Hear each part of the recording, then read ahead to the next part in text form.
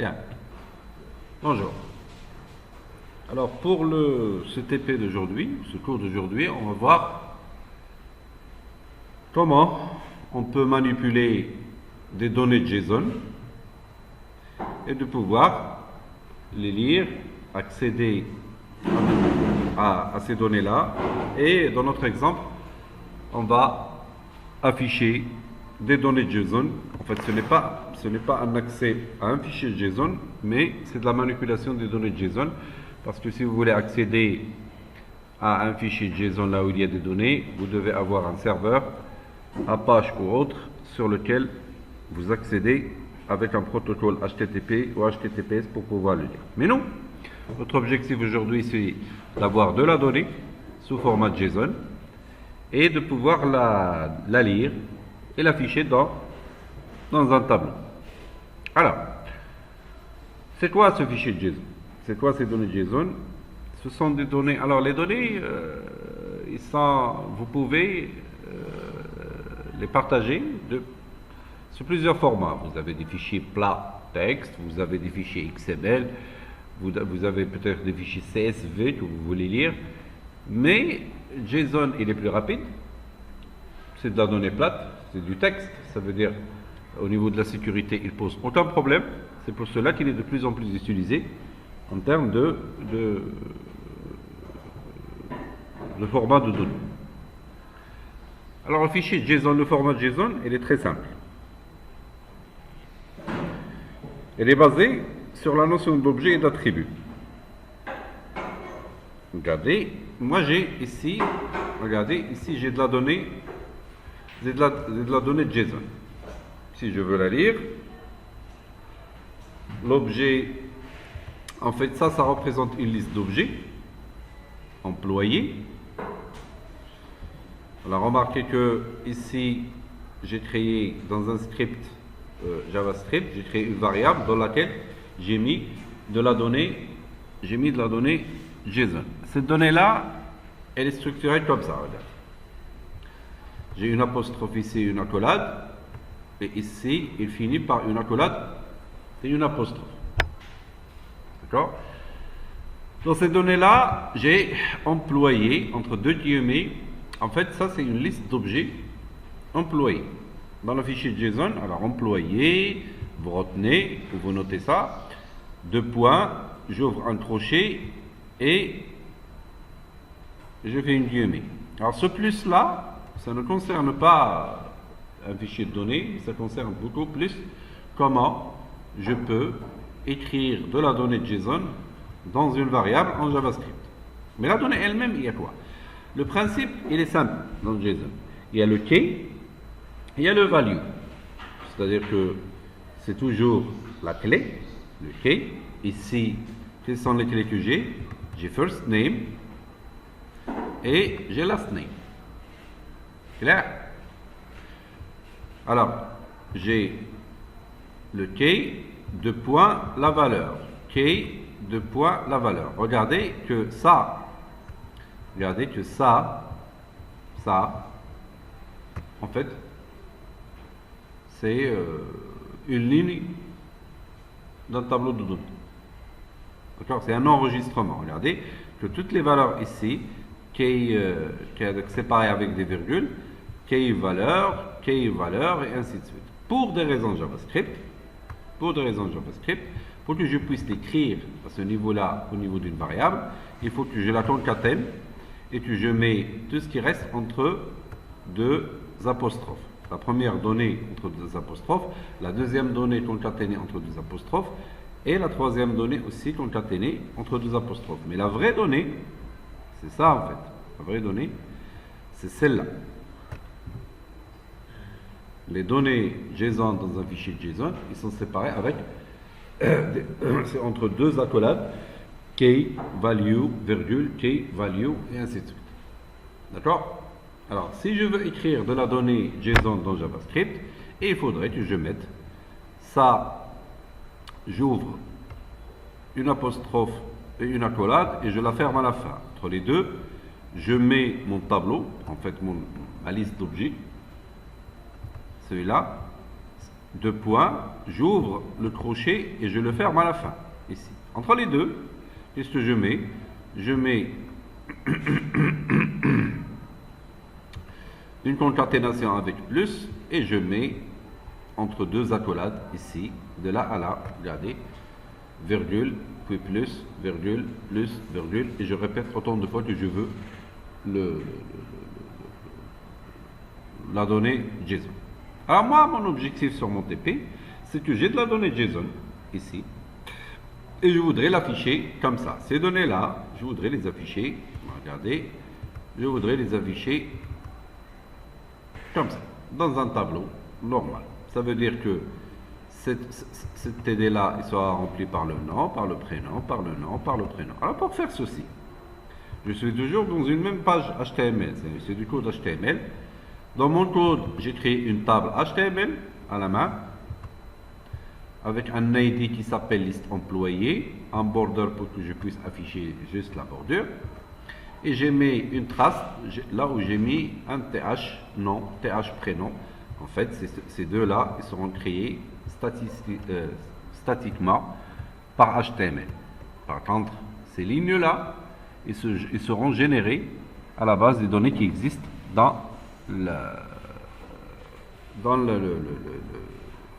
le bloc JSON ici. C'est pas un fichier, mais c'est une donnée JSON. Ah, pour le faire. 1. Moi, je suis en JavaScript. J'ai de la donnée JSON. Il faudrait que je la transforme en liste. Il faut que je transforme ce fichier-là en liste. En fait, cette variable-là, parce que là, c'est quoi? C'est de la donnée JSON, mais réellement, c'est quoi? C'est une chaîne de caractères. Qu'est-ce que je veux faire? Pour que je puisse le faire, j'ai créé une constante que j'ai appelée objet et j'ai utilisé la méthode parse, JSON.parse. Je lui donne une chaîne de caractères, il me la transforme en une liste. Ça veut dire quoi? Ça veut dire qu'il va me prendre ça, il va la mettre dans une ligne, ça, il va la mettre dans une ligne, et ça, il va la mettre dans une ligne. Il va me créer un tableau de 3 lignes. Bien. Alors là, j'ai une liste d'objets. Là, j'ai une liste d'objets de type employé qui ont deux attributs, first name et last name. Et comment je pourrais accéder aux attributs de ce tableau? C'est un tableau normal, sauf qu'il est composé d'objets. Alors voilà ce que j'ai fait. J'ai ouvert une boucle, for i est égal à 0, jusqu'à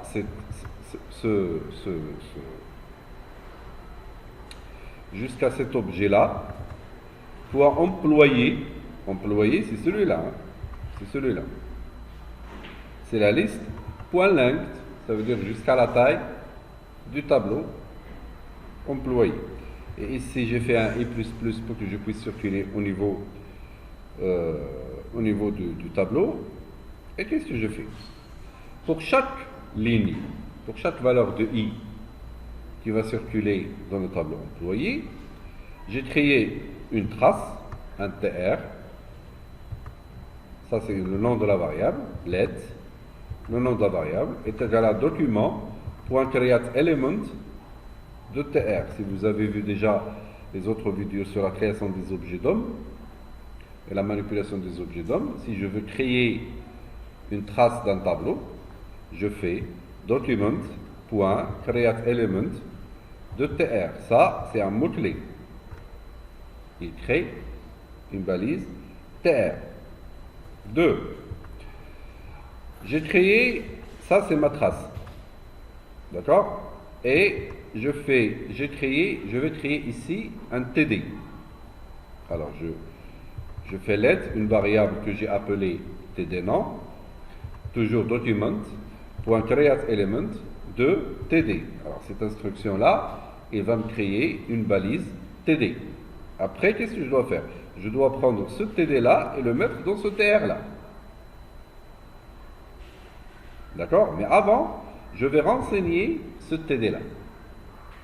je vais le remplir. Je le remplis avec quoi? Je veux le remplir avec ce qui est dans first name sur la ligne là où il est. Alors, pour le faire, regardez, td nom, cette variable que je viens de créer, de remplir avec le create element. td nom, .inner.html. De toute façon, si je veux écrire dans un td avec JavaScript, j'utilise un td normal. J'utilise l'instruction inner HTML. Vous pouvez toujours revenir sur les autres vidéos. Alors, ce TD que je viens de créer en JavaScript, il est reconnu par TD nom. Ça veut dire que TD nom, .inner HTML, d'accord, il me fait l'objet, celui-là que j'ai créé avec le parse, pour employer Zado, c'est celui-là, c'est ça, celui-là, de i. D'accord? Alors ça, c'est un objet dans lequel j'ai un tableau d'objets.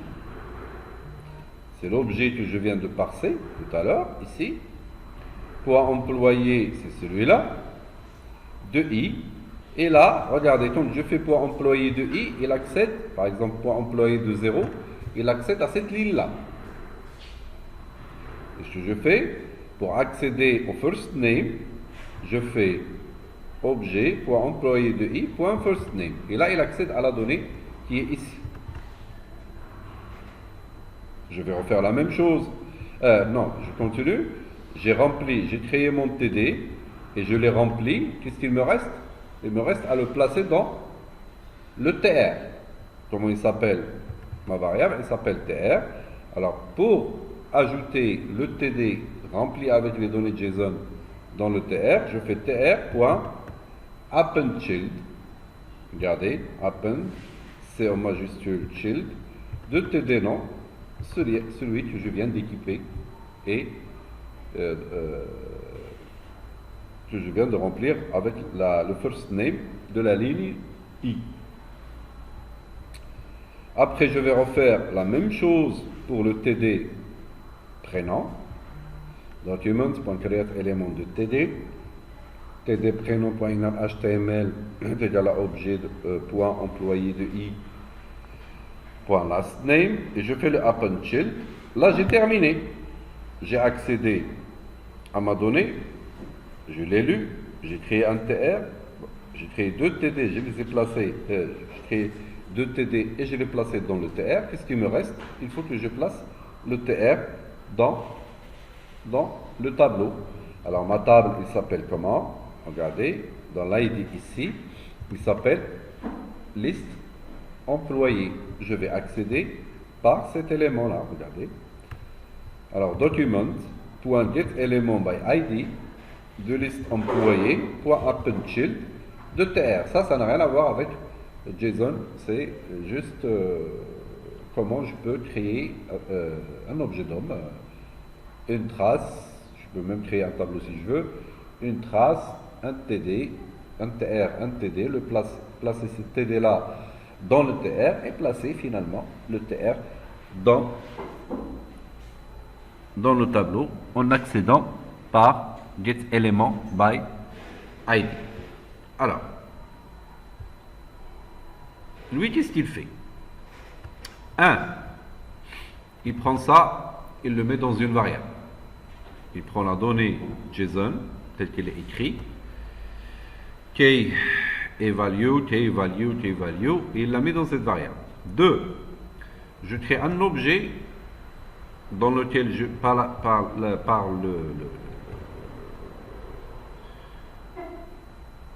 par l'instruction JSON.parse et je lui affecte cette variable. Ça veut dire ici c'est un objet là où il y a un tableau d'objets. Et si je veux lire le tableau d'objets qui est contenu dans cette variable obj, j'ouvre une boucle par exemple de i est égal à 0 jusqu'à cette variable point le tableau qui est dedans. Alors ce tableau là il est basé sur la donnée elle-même parce que celui-là c'est en fait c'est le tableau c'est la liste d'enregistrement, c'est la liste de données, celle-là, employée. D'accord? De là à là, c'est de la donnée. qui est contenu ici. Ça marche? Après, j'ai créé un TR par document.createElement. J'ai créé un TD par document.createElement. Et dans le inner.html, dans ce td.inner.html, j'ai fait objet, la variable, pour la liste de i. Point first name, ça veut dire que chaque ligne, il a deux attributs. Chaque ligne, dans chaque ligne, il y a un objet. Et pour chaque objet, il y a le first name, comme en orienté objet. Il y a un attribut first name et un attribut last name. Après, j'ai ajouté ce TD dans le TR. Et j'ai refait la même chose pour le prénom. Regardez, la même chose. Et après, j'ai fait un document point